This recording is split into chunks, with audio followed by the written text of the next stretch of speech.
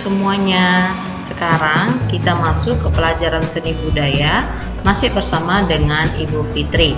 Ibu berharap anak-anak Ibu masih semangat belajarnya ya nak. Nah, di pertemuan kelima kali ini kita akan mempelajari materi masih di cabang seni musik. Seni musik untuk materi kali ini kita belajar tentang akord. Pernah dengar akord ya?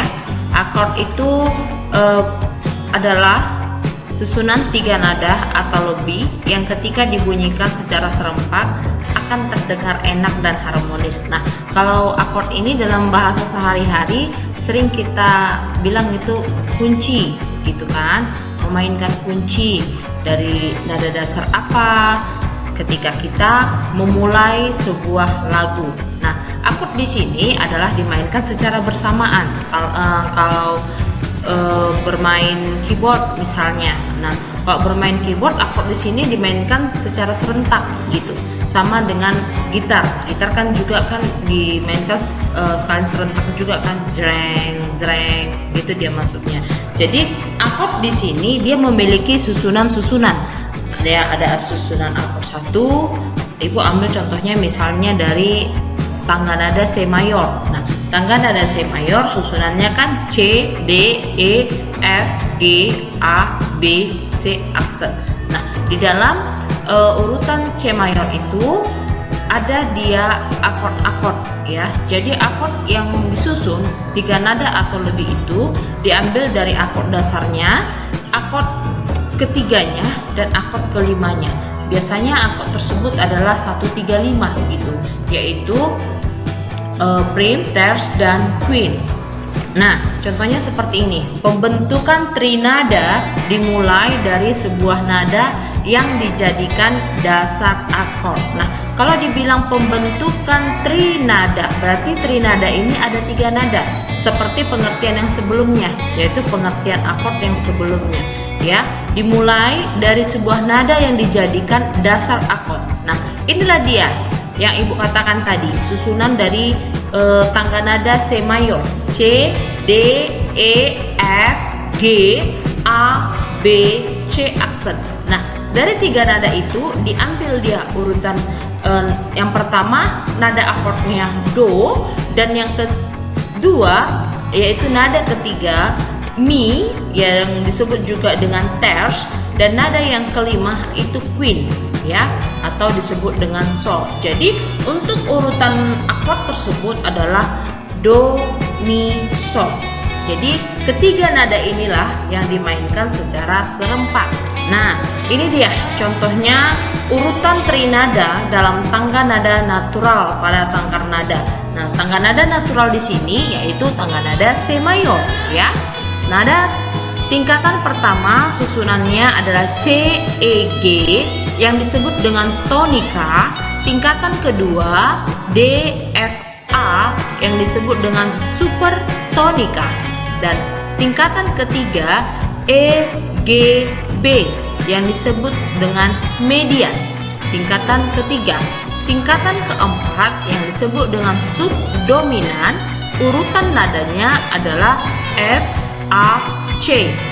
Tingkatan kelima yang disebut dengan dominan. Nah, urutan nadanya adalah G, B, D. Dan tingkatan keenam yang disebut dengan submedian, nadanya adalah A, C, E. Dan tingkatan terakhir, tingkatan ketujuh, urutan nadanya adalah B, D, F yang sering disebut dengan introduktor atau leading note. Jadi inilah tingkatan pertama sampai ketujuh untuk susunan akord dalam tangga nada C mayor. Jadi setiap tangga nada itu berbeda-beda urutannya. Jadi ibu ambil di sini adalah urutan tangga nada dalam susunan natural, tangga nada C mayor. Nah, akord tingkat 1, 4, dan 5 disebut akord mayor. Karena mengapa dia disebut akord mayor? Karena jarak interval dasar dengan akord nada terce-nya adalah 2 dan disebutlah itu terce besar. Akord ini dia disebut sebagai akord pokok yang digunakan dalam gerak akord utama. Jadi jelas dalam akord mayor itu susunan yang dipergunakan adalah akord tingkat 1, 4, dan 5. Yaitu tadi tingkat satunya adalah, ya benar, baru tingkat yang keempat dominan dan submedian. Jadi akord-akord minor, kalau akord minor dia terdiri dari tingkat 2, 3, dan 6. Sementara akord mayor tadi adalah 1, 4, dan 5. Bisa dilihat dari keterangan tingkat akord di slide yang sebelumnya. Jadi maka akord ketujuh disebut diminis. Karena apa dia disebut diminis? Karena dia berkurang, ya. Berkurang jarak interval dasar akord dengan nada queennya adalah 3 atau disebut dengan queen kurang. Akord minor dan diminis dikelompokkan sebagai akord tambahan karena berfungsi sebagai pemanis gerak akord dalam mengiringi lagu. Paham ya? Sampai di sini Ibu hanya mengambil contoh daripada akord dasarnya saja. Nah, lambang akord ada 2 macam ya. Biasanya kalau kalian pernah melihat akord di dalam buku-buku lagu ya, itu ada dia berlambang angka ataupun huruf ya. Misalnya di buku gitar, kalau di buku gitar kan biasanya itu gambarnya langsung dia gambar untuk susunan gitarnya tersebut gitu. Jadi lambang akord terdiri dari angka dan huruf.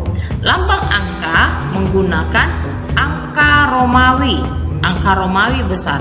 Lambang akord mayor menggunakan angka Romawi besar, sedangkan akord minor menggunakan angka Romawi kecil atau angka Romawi besar yang diberi tambahan huruf M. Akord diminis ditulis dengan tambahan dim.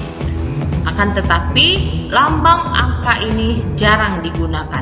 Jadi yang membedakan mayor dan minor itu adalah lambang hurufnya. Jadi kalau misalnya dia C M besar, maka itu adalah akord C mayor. Sementara kalau dia C-nya kecil dan M-nya kecil, itu termasuk akordnya minor di dalam nada tersebut. Demikianlah pelajaran tentang akord kita secara singkat. Jadi anak-anak bisa memahami apa itu pengertian akord untuk materi kita saat ini. Nah, yang Ibu ambil saat ini adalah contoh akord dalam susunan C mayor. Ibu berharap anak-anak Ibu sudah dapat memahami tentang materi singkat kita pada hari ini. Terima kasih yang sudah menyaksikan video ini. Kiranya anak-anak Ibu tetap terus semangat belajarnya. Sampai ketemu pertemuan berikutnya ya, Nak.